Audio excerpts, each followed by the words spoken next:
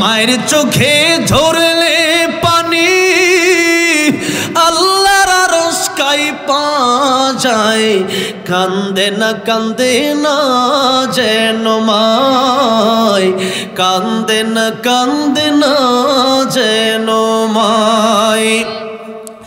মায়ের মনে কত কষ্ট জানো না কি ভাই, এই জগতে মায়ের মতো আপন কেহ নাই। সেই মায়ের কষ্ট কেহ দিও না এই দুনিয়ায়, কান্দে না যেন মায়, কান্দে না যেন মায়। সন্তানের জন্য মায় করলে মুনাজাত, ফিরাতে পারেন না প্রভু মায়ের দুটি হাত। আল্লাহু আকবার। সন্তানের জন্য মায়ে করলে মুনাজাত, ফিরাতে পারেন না প্রভু মায়ের দুটি হাত। মায়ের পায়ের নিচে বেহেশত, মায়ের পায়ের নিচে বেহেশত, সেই কথা ভুলো না হায়, কান্দে না যেন মায়। তাহলে কি মায়ের কষ্ট দেওয়া যাবে না? এই দিন আমাদের সামনে আছে, পরকালে আমাদের যেতে হবে কবরে। কবরে যেদিন আমার আপনার রাখা হবে, সেদিন দুনিয়ার কোনো মানুষ আমার সাথে আপনার সাথে কবরে যাবে না। কিন্তু যদি আমার আল্লাহরে নামাজের ভিতরে সিজদা দিয়া আল্লাহরে যদি রব বলে স্বীকার করে নিতে পারেন, আমার আল্লাহ রাব্বুল আলামিন কবরের ভিতরে আপনার বন্ধু হয়ে যাবে। আরে জান্নাতের সাথে আপনার কবরের লাইন বানিয়ে দিবে। জান্নাতের ভিতর থেকে অটোমেটিকলি জান্নাতের বাতাস আপনার কবরে এসে পৌঁছে যাবে। আর যদি দুনিয়াতে আল্লাহরে না ডাকতে পারেন, এটা তো পরীক্ষার হল। ভালো লিখলেও শিক্ষক কিছু বলবে না, মন্দ লিখলেও শিক্ষক কিছু বলবে না। আল্লাহ কিন্তু দুনিয়াতে ধরবে না, কিন্তু যেদিন ধরবে আর ছাড়বে। আল্লাহ ধরে না ধরলে আর ছাড়ে না।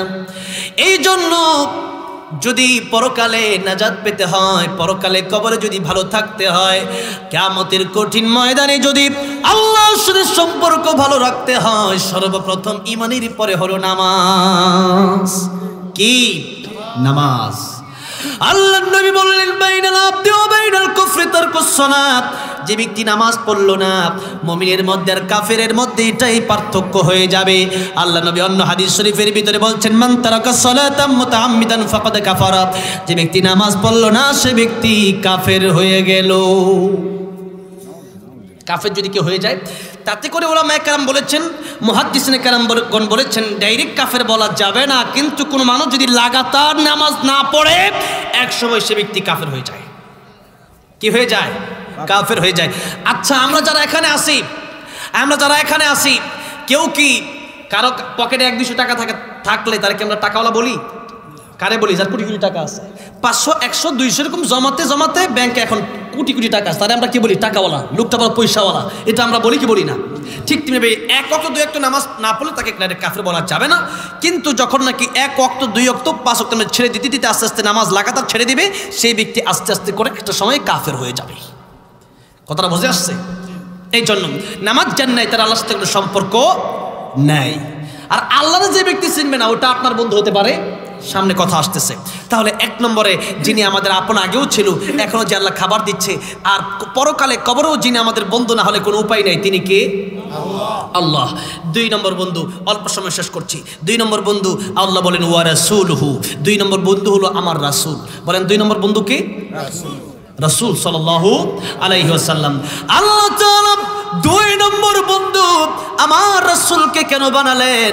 কারণ আমার নবীজি এই দুনিয়াতে ইসলামের আলো যদি আমাদের মাঝে পৌঁছায় না দিতেন, তাহলে আজকে আমরা জান্নাতের পথ দেখতে পারতাম না। এই জন্য আল্লাহ তাআলা শুধু আমাদের ব্যাপারে নয়, দুনিয়া এবং পরকাল যত জগৎ রয়েছে আল্লাহর বানানো সমস্ত জগতের ব্যাপারে আল্লাহ বলছেন ওয়ামা আরসালনাকা ইল্লা রাহমাতাল লিল আলামিন। রাহমাতুল লিল আলামিন নবী কুরআনে প্রমাণ। আশিক বিনে কে বুঝিবে আমার দয়ার নবীর শান। ঠিক কিনা বলেন? একটু নবীর প্রেমে গাইতে রাজি আছি না নাই? নবীর প্রেমে নবীজি রহমাতুল লিল আলামিন, এটা আপনারা যারা আছেন আমার সাথে গাইতে পারবেন না? মেহেরবানি করে সবাই বলতে হবে রাহমাতুল লিল আলামিন নবী রাহমাতুল লিল কুরআনে প্রমাণ। আশিক বিনে কে বুঝিবে আমার দয়ার নবীর শান। উম্মত বিনে কে বুঝিবে আমার দয়ার নবীর শান। নবী আমার মদিনারে বলবো আমার আল্লাহ ভালোবেসে নামটি দিলেন হাবিবে রাসূল। আল্লাহু আকবার। ওই নবীকে ভুল বুঝিলে ওই নবীকে ভুল বুঝিলে থাকবে না ঈমান। উম্মত বিনে কে বুঝিবে আমার দয়ার নবীর শান। বলেন না আশিক বিনে কে বুঝিবে আমার দয়ার নবীর শান। রাহমাতুল লিল আলামিন নবী রাহমাতুল লিল কুরআনে প্রমাণ। আশিক বিনে কে বুঝিবে আমার দয়ার নবীর শান। উম্মত বিনে কে বুঝিবে আমার দয়ার নবীর শান। ঠিক কিনা বলেন? আমার ভাইরা, আমার মুরব্বি ও জিনাব, নবীজি শুধু মুমিনের জন্য রহমত নয়, নবীজি কাফেরের জন্য রহমত। কেন? কাফের বেঈমানেরা যদি ইসেই গুনাহ করে আল্লাহ নবীজি দোয়া না করতেন তাহলে নূহ পয়গম্বরের মতো, লূত আলাইহিস সালামের মতো অন্যান্য নবীরা দোয়া করেছিলেন আল্লাহ তাআলা আমার উম্মতদেরকে তুমি ধ্বংস করে দাও। কিন্তু আমার নবী দোয়া করলেন আল্লাহ তাআলা আমি চলে যাওয়ার পরে আমার উম্মতেরা যদি ধ্বংস হয়ে যায়, আল্লাহ তাআলা নবী হইয়া আমার উম্মতের ব্যাপারে এটা আমি সইতে পারবো না। আমার আল্লাহ তাআলা বললেন সাধারণ গুনার জন্য আমি আল্লাহ মুমিনদেরকেও কাফেরদেরকেও দুনিয়াতে আপনি নবীর উসিলায় কোনো আযাব দেব